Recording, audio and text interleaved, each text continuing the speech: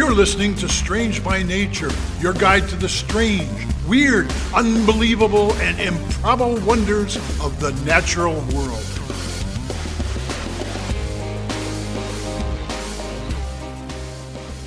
Hello everyone, thanks for being here today. I am Kirk Mona and I am joined today by Rachel Ginza and Victoria Thompson. We are all professional naturalists who together have scoured the world for weird and wonderful wonders just to please your mammalian brain's desire for novelty. Isn't that nice? Let's do this. Hey everybody, welcome back to another episode. I am here actually with just Rachel today. Victoria is off this week. Rachel, how you doing? I'm doing pretty good. How about you? Doing well. Halloween is in the rear view mirror though, which is always bittersweet. It was very sad. It's a very bittersweet, but on the same side, at the same time, Kirk, it was yesterday. So, woohoo! I mean, you know, I'm still, digesting all the candy, so I got a little last me for a little while. Yeah. Oh, good. Fabulous. Speaking of Halloween, though, we kind of do a lot of spooky kind of topics leading up to it, and people seemed a lot more disturbed by my botfly episode than my actual Halloween topic, which was, just about fear, which that was partially by design. I mean, I just wanted to talk about fear rather than actually make people squirm. But if that disappointed you, did a great fear job. Not. This week, I'm talking about parasites. No. Yeah, Rachel, parasites. Kirk, so just Kirk, in a general sense, though.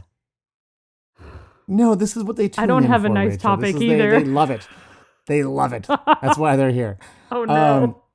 So I find parasites fascinating for a lot of reasons. One of the things that's really fascinating about them is that they have very complex reproductive life cycles. At least they can. Not all of them do. Some are really very straightforward, which I guess I admire, like for their simplicity and efficiency. Viruses are a really great example of this. And this is, totally hypothetically, right? If my friend Monica had COVID and was in another friend's wedding party, and I directly interacted with her at a wedding, hypothetically, COVID could, hypothetically, you understand, be passed directly to me and infect me. There's no intermediate. It's just going straight from one person to the other. The parasite transfers, and, again, totally hypothetically, also infects other people at the wedding and temporarily wipes out half of the teaching staff of the organization I work for in one super spreader event. This is completely hypothetically, understand. I mean, something like that totally could happen on September 17th, 2021, and people would be directly infected. You know what I'm saying? Hypothetically, right? I did. I do actually. Yeah. And I vaguely remember learning and hearing about that hypothetical wedding that happened. Yeah. Oh, that's weird that, because I just made that all up right now, including the name of my friend Monica.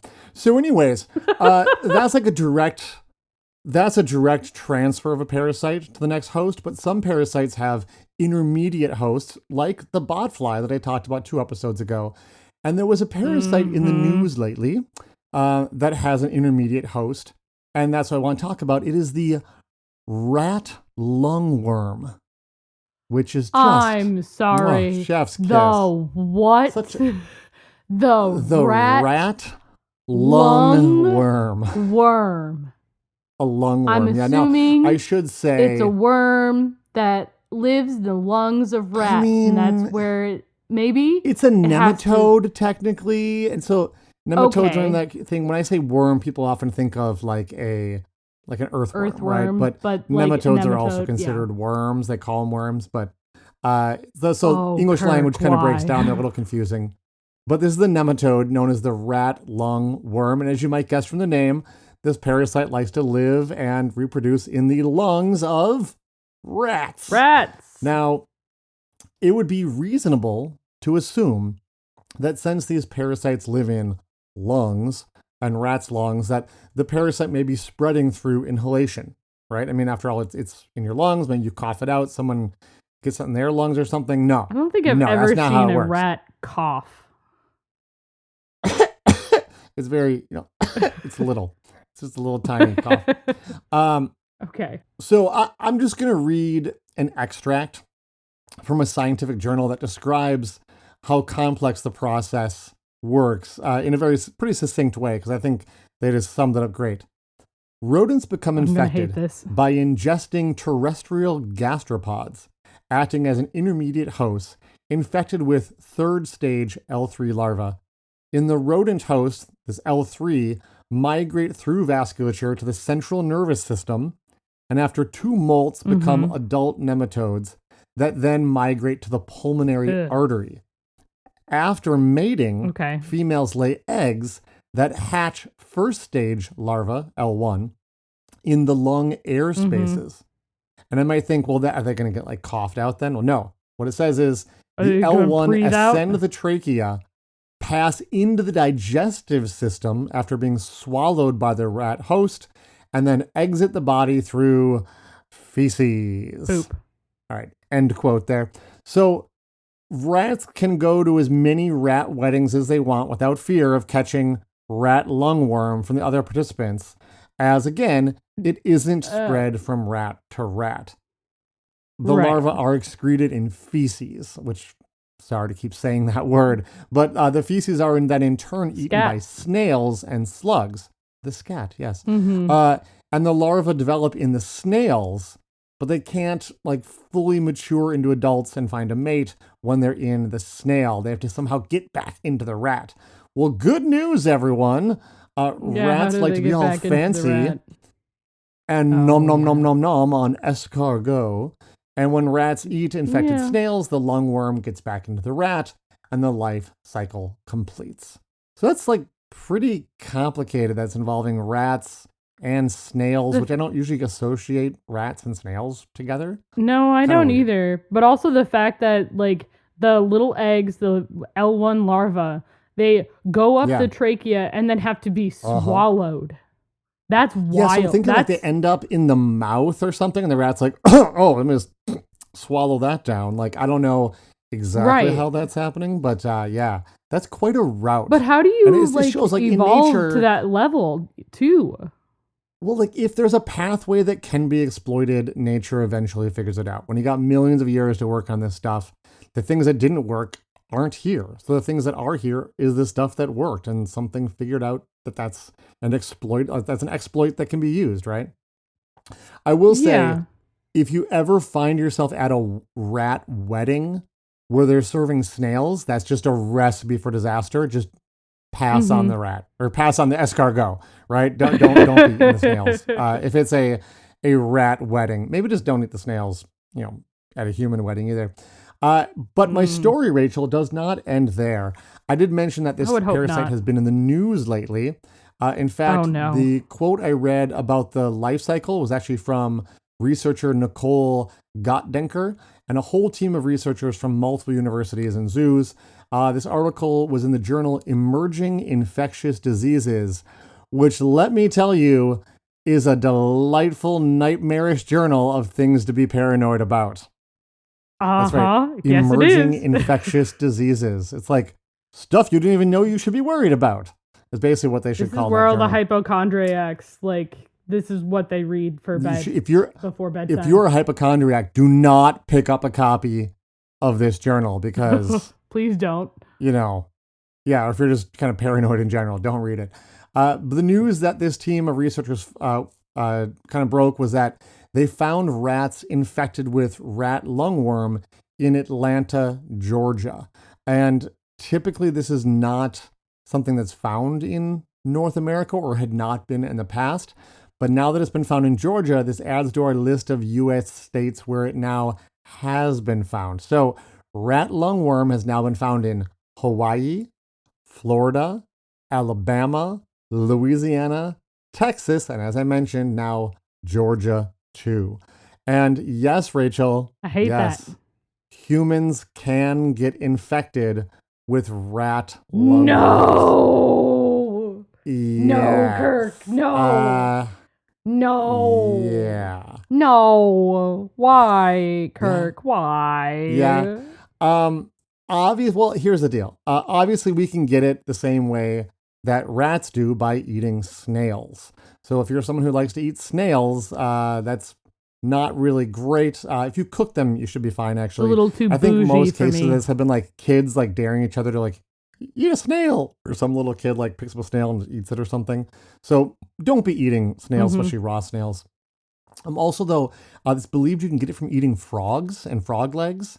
And you know, frog legs are considered a yummy snack in some places like Louisiana. So again, make sure those are real cooked well. I know you're thinking, you know, I'm not too worried. I don't eat snails. I don't eat frog legs. You know, I'm all good. Well, That's what I'm guess thinking what? right now. No, Kirk. You're still not safe, Rachel. Apparently, people have also Oh. gotten infected by simply eating lettuce or other vegetables. So you're like, well, hold on. I do if- understand why. I have made the leap in my brain. I know you're going to explain the leap, but I hate that, Kirk. I hate it. Well, I was thinking more that it was like just the snails had been on the lettuce, but the stuff I was reading was No. saying that it could be that if you have lettuce and bits of snail get like broken up and with the lettuce, basically. Like as it's harvested or as it's processed in the kitchen, there might be some little tiny snails in there. They get all diced up and you eat those up. Incidentally, another good reason to wash your produce, people. Wash your produce. You don't want to get rat You should do that lungworm. anyway. Ugh. You should do that anyway for multiple Yeah, reasons. and here's just one of the nonetheless reasons the why. fact that like So right, you should do it just because like you don't know, like even if it says it's been triple washed or whatever, the amount of the leading cause of any like recall or like diseases that happen like E. coli or anything like that Yeah. happen because of lettuce. Wash your lettuce. I was just talking with my brother about this. You know, people he had the big debate about, does lettuce have any place on a hamburger, which I am in agreement with him. The answer is no. And someone else pointed out that Aw. you are almost just as likely to get sick from the lettuce on the burger as you are from the meat being like undercooked, because Yeah. there's You're lots more of likely. cases of bad lettuce out there, especially at a restaurant. Oof, like lettuce is sketchy. But let's say you do eat some of Yeah. that lettuce and you become infected I with will. these worms. What can happen? no. Right? Oh Fevers, God. headache, painful skin, drowsiness, stomach problems, stiff neck, neurological problems. Look, Rachel, this is sort of like Victoria's story from a month or so ago about the woman in Australia who had the worm in her brain. Do you remember this story? Oh my gosh, this I is do horrible. remember.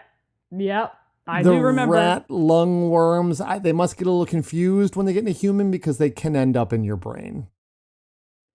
No. I even saw one report. They could end up in your eyes. No. That's just worse. awful. Almost Just worse awful. than your brain. Theoretically, they can, if they get in your brain, they basically can cause meningitis. And this could Right. theoretically cause like a coma or even death. But I will say, this is apparently exceptionally rare. Remember, these parasites want to be in rats. And while humans and rats are very similar in some ways, even used like, we test medicines and stuff with rats, we are really not an ideal host for this parasite. So most infections, good news, do clear up on their own within a matter of weeks, as the human immune system just sort of kicks butt and wipes out the invaders. Awful. So that's, well, I mean, it's great news. I mean, they say if you think you are infected with this, you should see a doctor because meningitis is serious. But most cases, they just sort of keep an eye on people and they clear up on their own, that's really good news. But still, people, I don't want worms in my brain. I'll take a hard pass. Rat lungworm. Oh. Yep. No. Yep. So I'm just going to end by reminding everybody to wash your vegetables. And stop eating snails. Wash them veggies. All right, we're going to take a short break. And when we come back, Rachel, I think you got something for us, right? I do. Woo. Does it involve worms in your brain? No.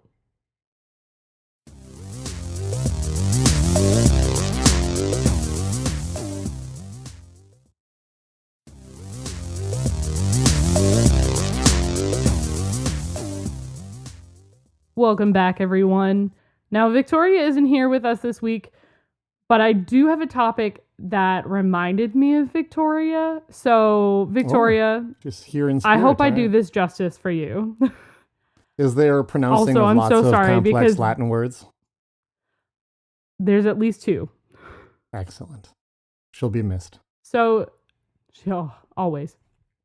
So, sometime around 2020, 2021, there was a mycologist in India who went into, for those of you who didn't know, a mycologist is a person who studies fungi and fungus. Same thing. He went into a hospital in Kolkata after suffering from some interesting symptoms for about 3 months. So already, this man sounds like something I would do.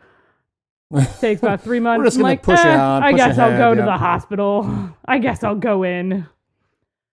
The man, who is unnamed, and to be fair, I also wouldn't want to be named, had symptoms of a hoarse throat. He had a cough. He had been experiencing a hard time swallowing and lingering fatigue. Doctors obviously went to work since the problems that he seemed to be experiencing for the most part seemed to be located in his upper chest and throat. They did a CT scan, which showed an abscess. I feel like I see where this is going. It's not. I don't know. Oh my God. It showed an abscess right next to his trachea, so his windpipe, which is a growth of sorts. Yeah. They took samples of the pus that they found in the abscess, and they sent it to the lab. But they did not find what they were expecting. No. No, they did not. It wasn't a bacteria. It wasn't a virus.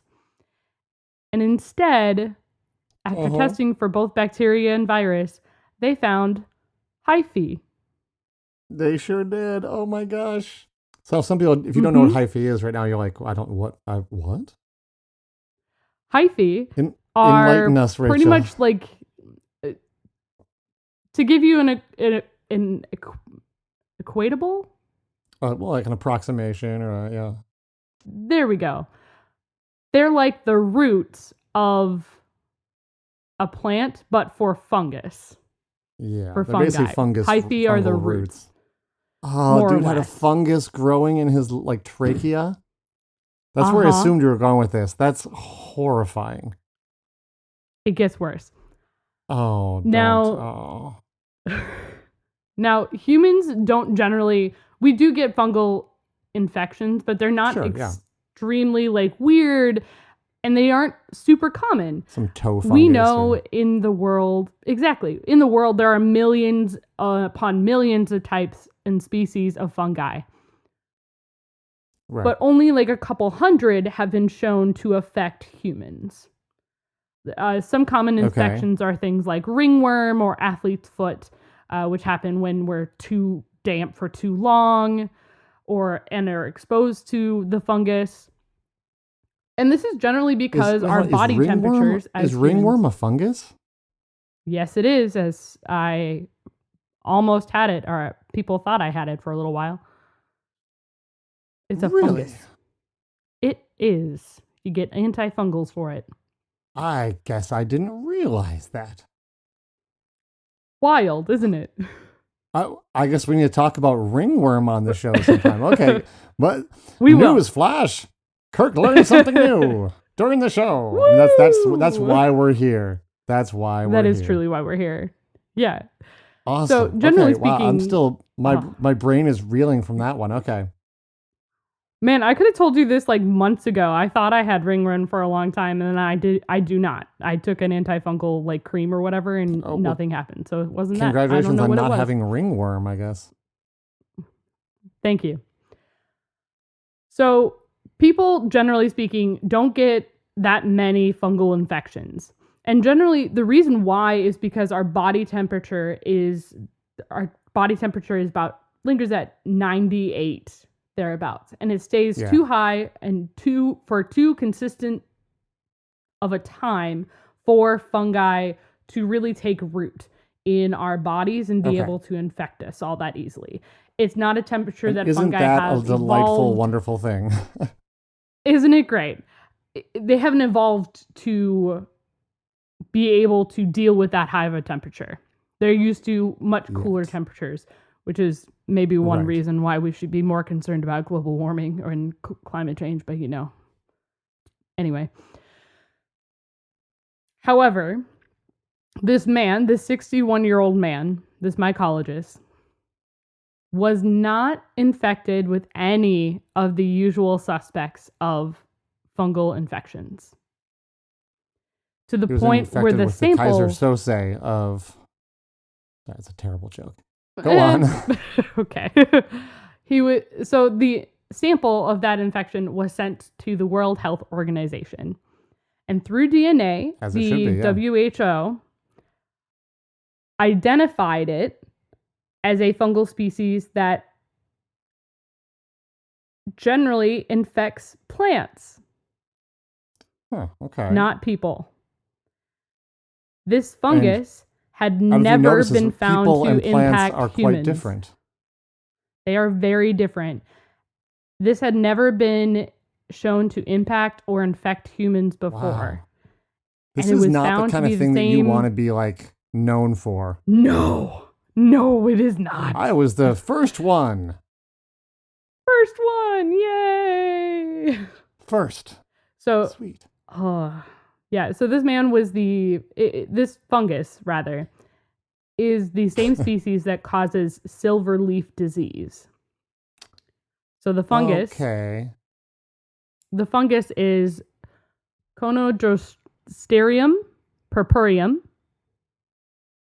Nice. We're going to go with it, which generally affects the leaves and branches of plants in the rose family. Okay, yeah. Really deadly to them, actually, and will kill the plant very, very quickly. Right. Now, this man, 61-year-old man, was a mycologist, so he was probably infected somehow during field research. But otherwise, he was a completely healthy 61-year-old. He didn't have any sort of immunity deficiencies or diseases, no chronic illnesses, no sort of problems at all.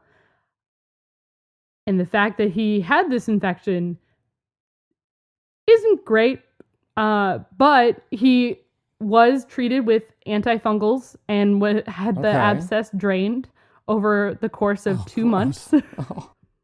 So gross. No. So over 2 months, he had antifungals. I don't even want to imagine how they did that. I don't either. Actually, I do know, and it's just as gross as you think it is. Yeah. Okay.